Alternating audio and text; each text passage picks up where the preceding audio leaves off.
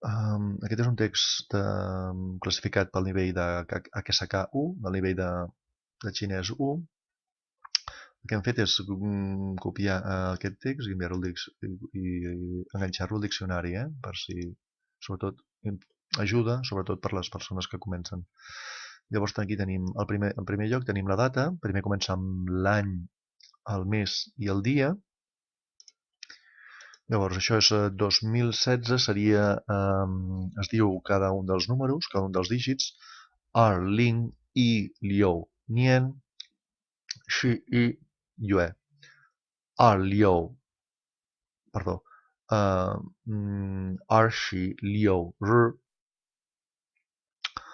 Això seria el dia 26 del novembre, perquè el mes 11 és novembre del 2016, de l'any 2016. Shanghai, la ciutat de Shanghai. You, que és tenir o haver. La, aquí hi ha una acció acabada. Nosaltres utilitzarem passat, però aquí és l'acció acabada. O sigui, ha tingut TIK, això és pels ordinals, TIK, TI, primer, TR, segon, T, san, tercer, més el classificador. Aquí considera que és el genèric, recordem que el que és el genèric, però al ser un animal també podríem haver utilitzat el chi. Llavors, si fos un altre tipus de nom, per exemple, el jersei seria Ti Jianmaoi.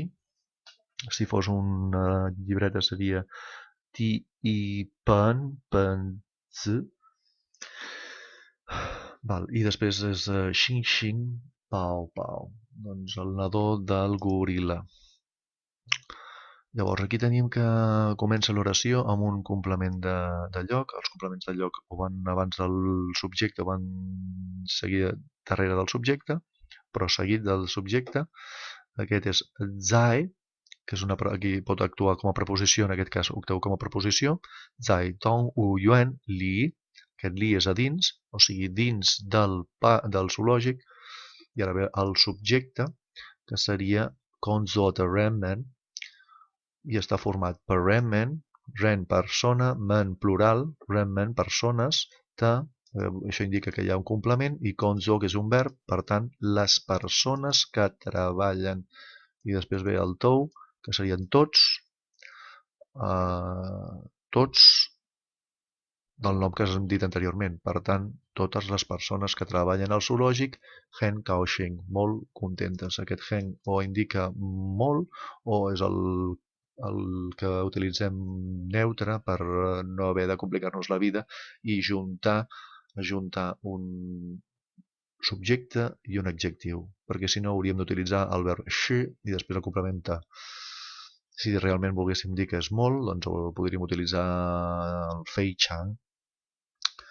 Seguim. Jeka seria aquest, J més el classificador, en aquest cas com que és un K. Neka seria aquell.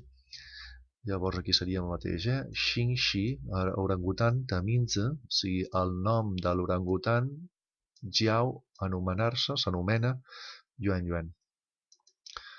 El Yuan Yuan, que seria el nom, després veiem que aquí hi ha un complement de temps, que pot anar abans del subjecte o després del subjecte, en aquest cas va després del subjecte, Xianzai, Ta i Tia.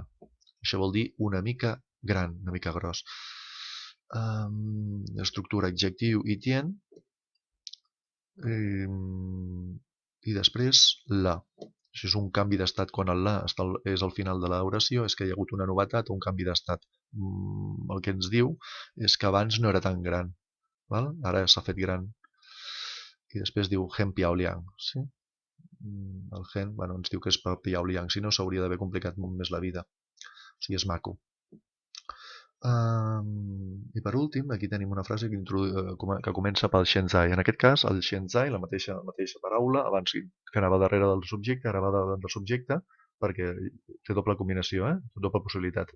Shenzai, yuan yuan, he, tata, mama, o sigui, ara, el yuan yuan, he, el he, ajunta dos noms, no ajunta dues paraules, dues frases, tata, mama, vale? O sigui, la seva mare, tata, la mare d'ell, I per què utilitzem aquest tas? Hi ha 3 tas, el de masculins, el de femenins i el de...